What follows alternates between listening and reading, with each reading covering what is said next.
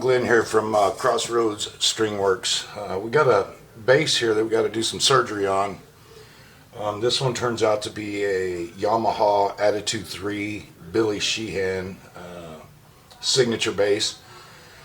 And the task at hand here on this one is, well, I've already took the strings off of it, and then down here on the bridge, I pulled this bridge off and cleaned it with in an ultrasonic cleaner because it was pretty bad, pretty dirty.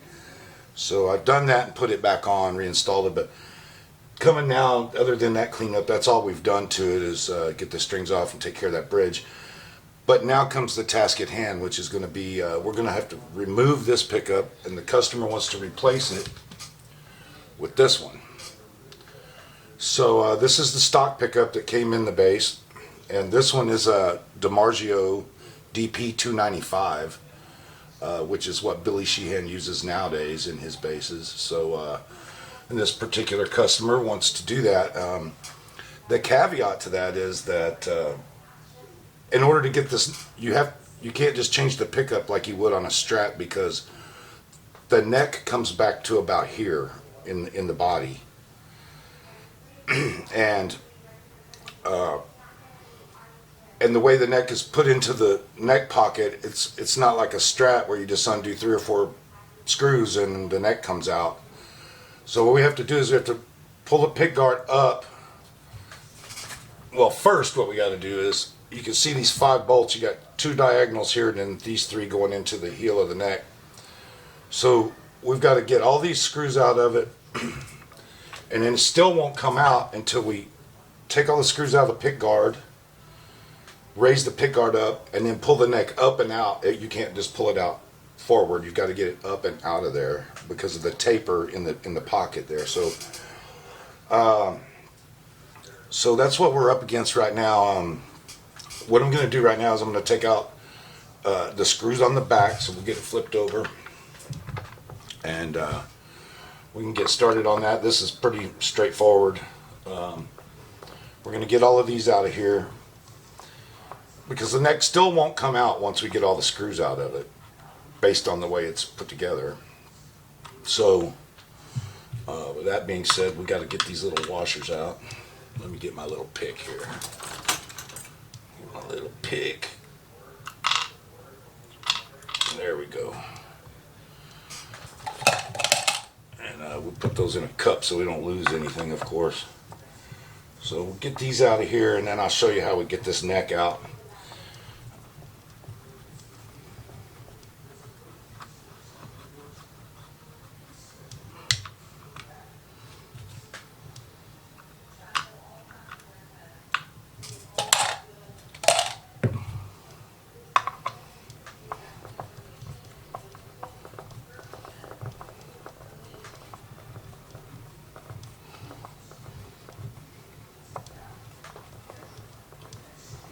It's a really nice bass. He's got a lot of cool features on here. It's stereo. I don't know all the specs of it right off the top of my head, but it's got push-pull pots, and we don't have to change any of that. We're just gonna take that neck pickup out of it and put this other one in. But it's gonna require not only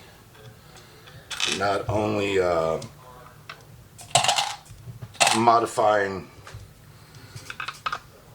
or, by putting the pickup in, but there's going to have to be some routing going on here. The pick guard is going to have to be trimmed in a couple of places to get that pickup to fit in the hole. We're going to have to deal with some issues about how we're mounting the pickup, because it mounts completely different from the one that's in it. So we're just going to dig in here, and let's get this out of here. So now we'll flip the bass over, and at this point what we'll do is we'll lay it flat, and then we'll get all these pick guard screws out here, and I'll show you how we get this neck out of this puppy.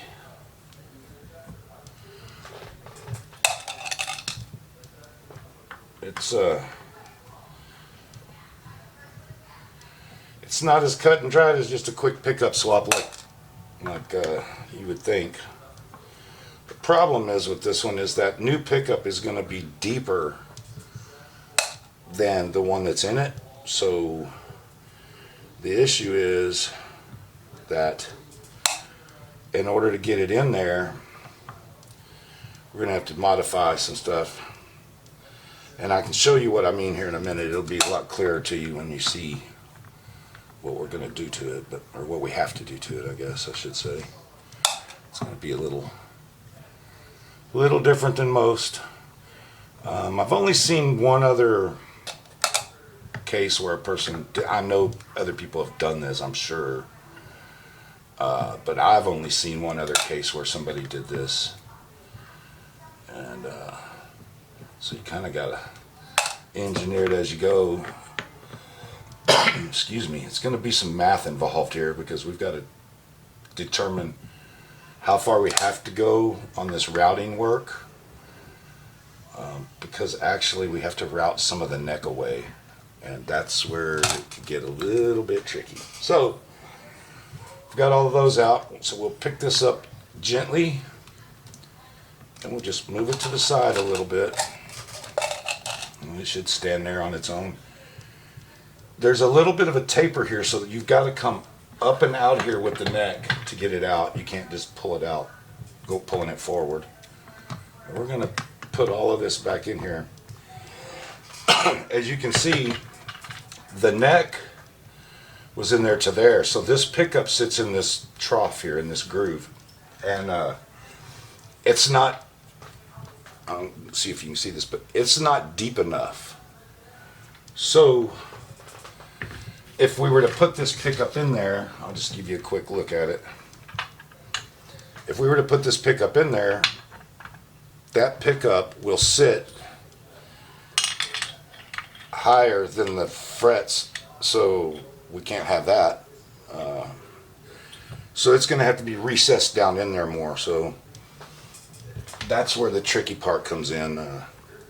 We got to figure out how far down we need to go without making this like so thin that it gets weak. So because you do have those two diagonal screws coming in from here, coming towards that pocket at an angle. So we're going to have to carefully measure those things out and make sure we get it all.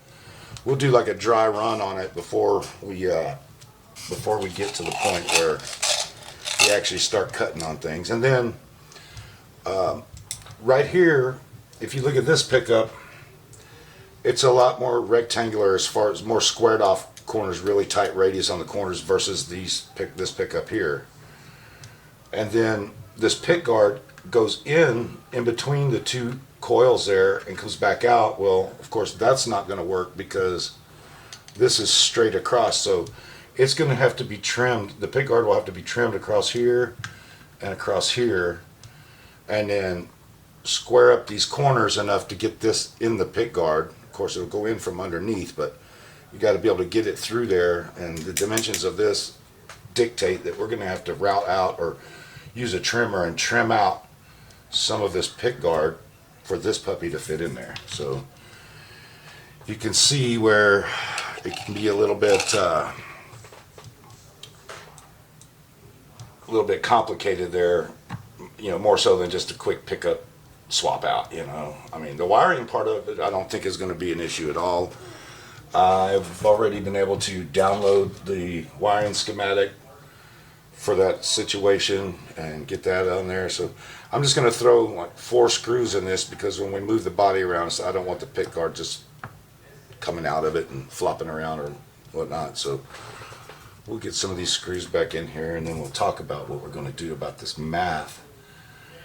The one person I've seen that's done this like this, he did everything in millimeters, which I don't have a problem with. I know how to convert that all over, but yeah, it's going to be a little bit of a job. Excuse me, a little bit of a job.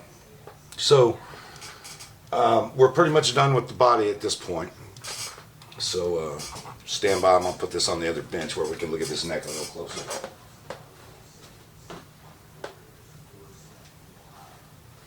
All right, so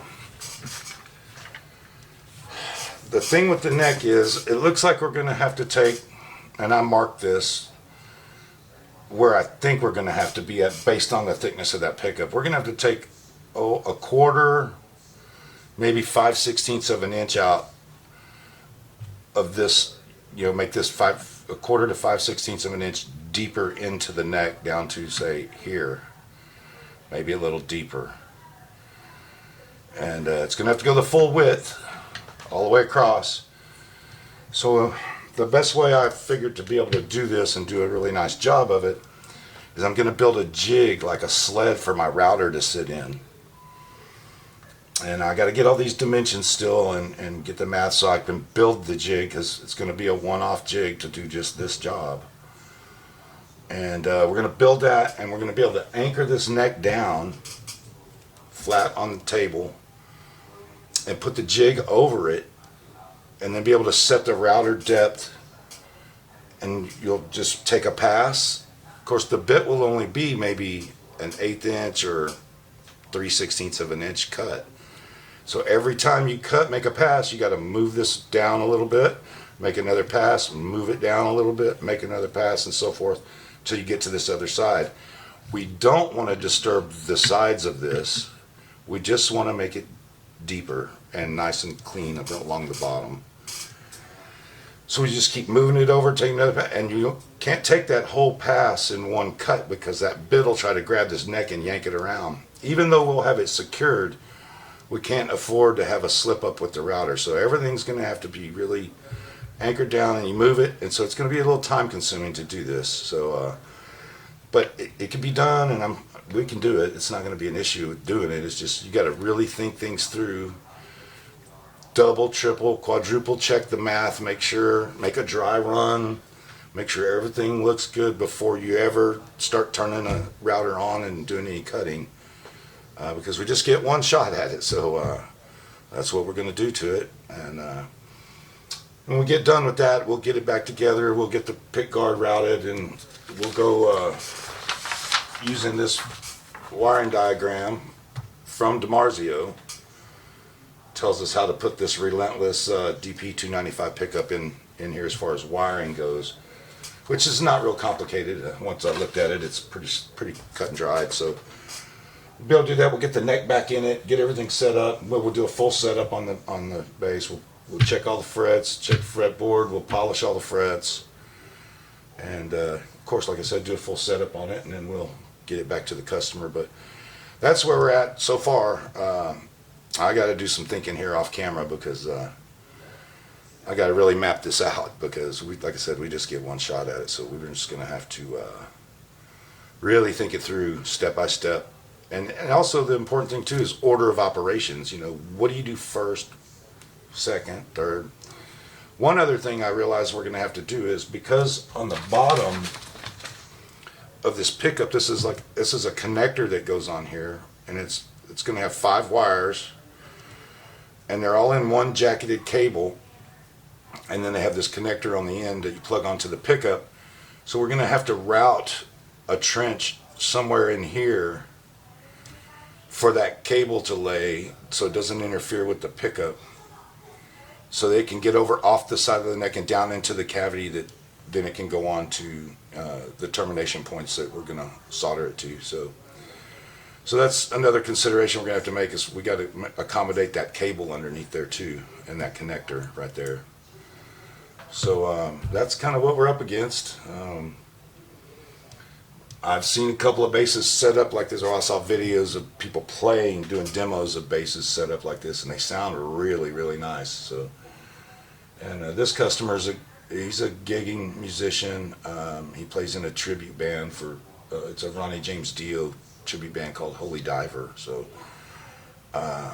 this is a tool of his trade, so we're going to make sure we get it right for him and get him set up. So anyway, that's where we're at so far. I'm going to get off the camera for a little bit and do some thinking and some math, and maybe draw some things up, and I might have to sit down and figure out how I'm going to build this jig so that everything fits good and is held firmly, so that when I'm moving that router in that sled, I don't have anything moving around or causing any issues. So I'll bring y'all back when I get a little more of that figured out, but I just thought to be a good chance to show y'all something a little bit different than just a setup or whatever, you know, polishing frets or whatever. So this one's going to be a little bit deeper surgery, so I'll bring y'all back when we get closer to getting ready to do that. So stand by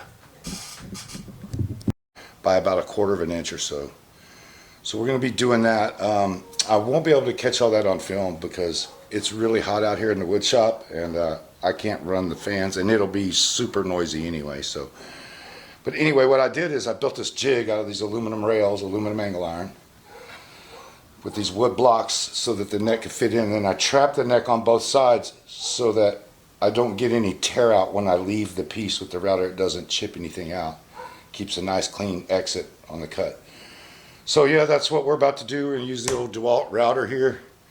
We got a straight cut bit, and just to start making some wood chips. So I'll bring you back when I get this trench cut out of here, and then we'll go from there. Okay guys, we're back. So man, it was hot out there in the garage. Jeez, super hot in the shop. I live in southeast Texas, and it's probably 100 degrees plus outside, and inside that shop with no AC it's probably 110 or better.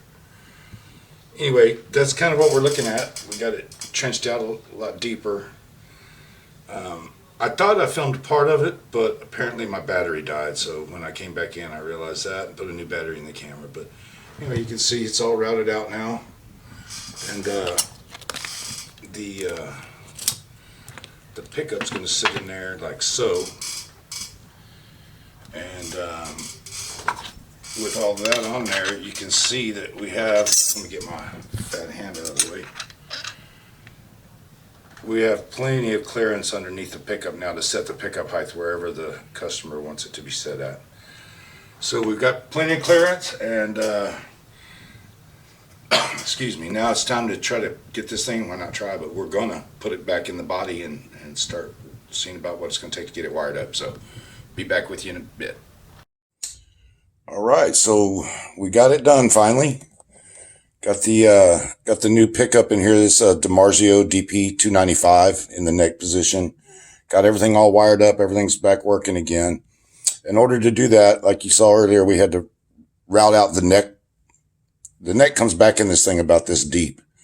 So we had to route a slot in the neck deeper to accommodate that pickup. So that's pretty much it. Ultrasonic cleaning for the bridge. Got it cleaned up. Everything else is in good working order. We did polish the frets.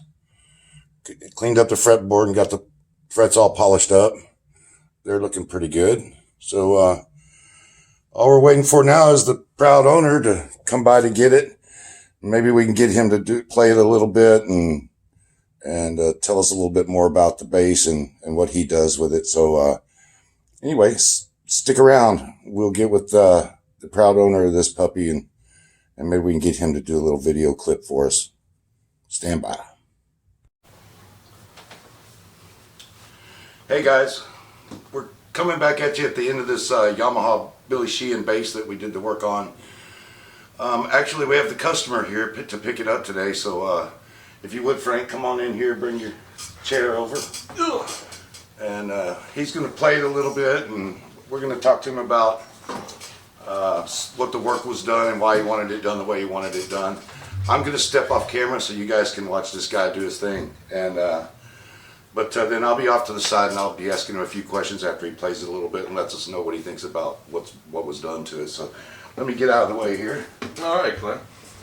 Frank? Yeah. Hey guys. Obviously, the Yamaha Attitude 3 Limited, Billy Sheehan bass. At first, we had an upgrade done with these DiMarzio Relentless pickups. That was done at a different location. Glenn, with his fine craftsmanship and work, has done the Relentless pickup, the neck pickup, or the EVO pickup, and that required a lot of routing and a lot of craftsmanship and carving out of the pickup card. Yeah, and the neck. And the neck. Yeah. And we're here to give her a test run. Looks great. Let's see how we go. We're just doing some some bass pickup, because that's what we installed.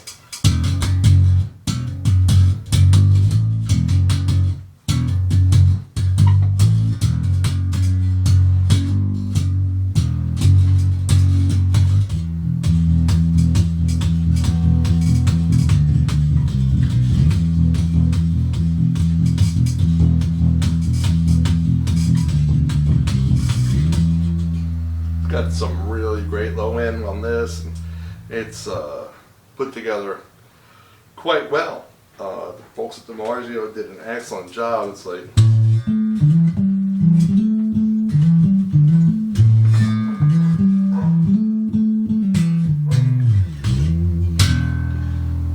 so. Then we'll combine these two pickups, because I'm just going through the neck right now. Use the tone difference. We'll go kind of the same thing. We'll do a little bit of Killers from the Iron Maiden.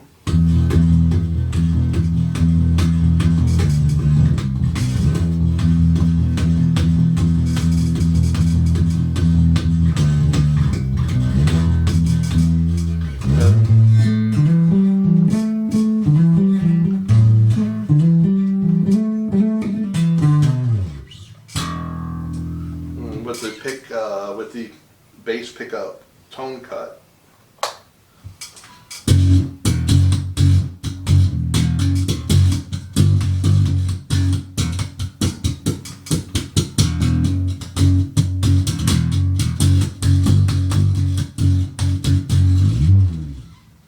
And it sounds wonderful.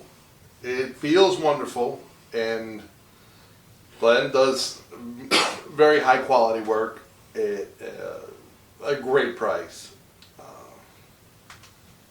I am thrilled with this, and I'm able to use this tonight for an amazing show that we're doing.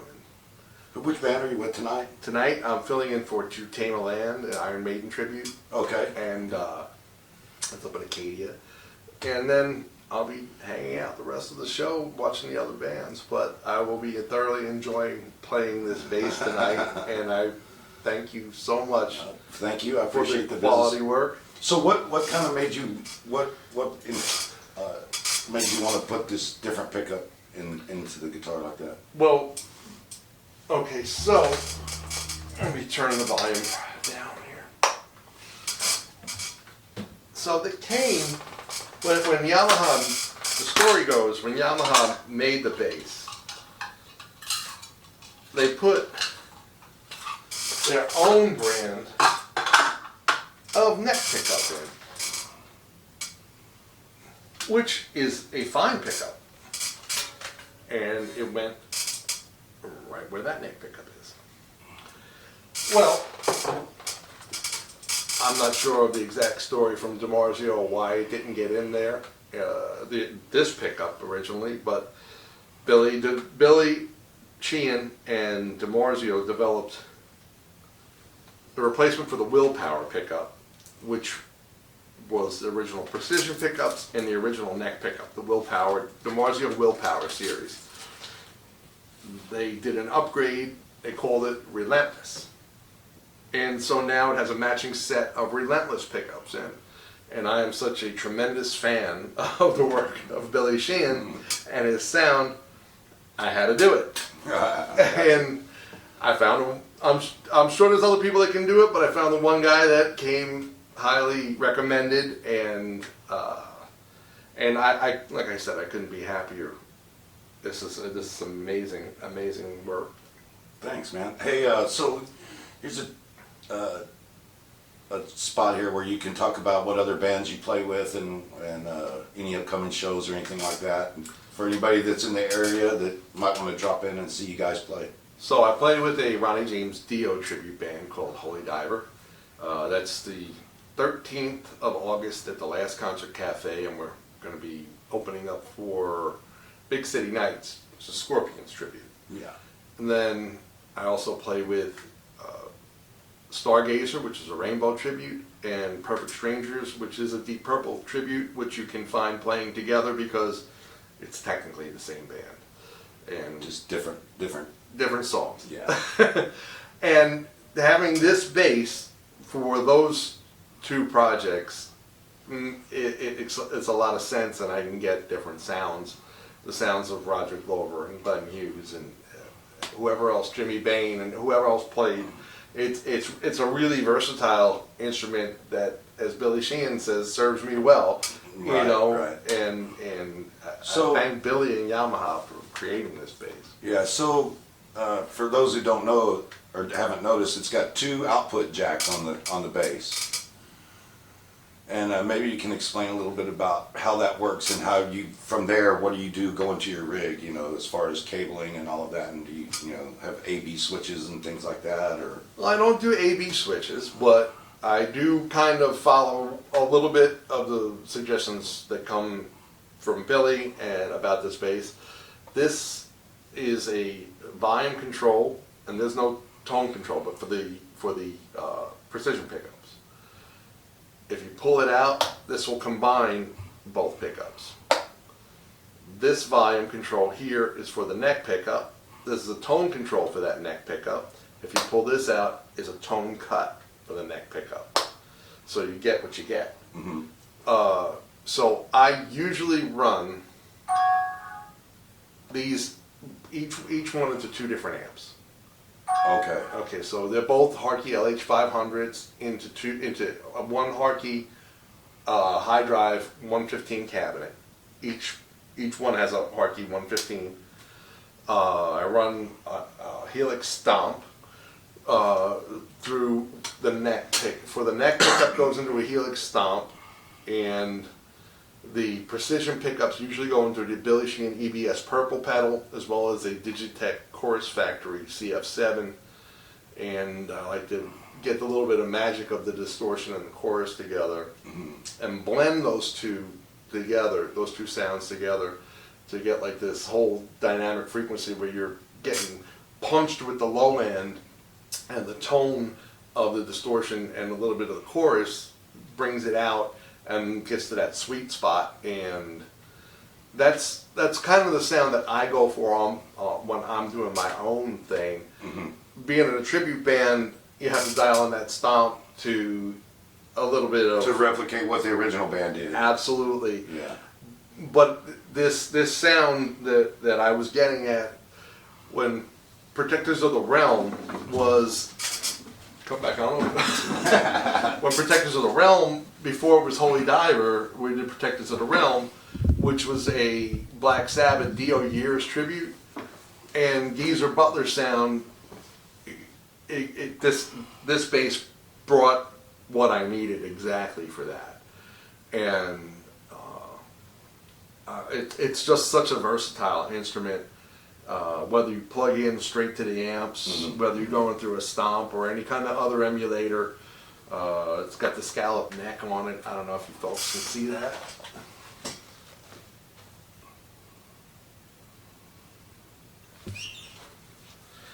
And it's got a hip shot detuner for when you need to drop down and on the fly. It's just loaded with features, man. Yeah, and for the price point, it did what I needed to do. It was a very, very good investment for me. It's It's a tool for you. absolutely it's a tool. It's a fun tool, and just not like a real tool. Like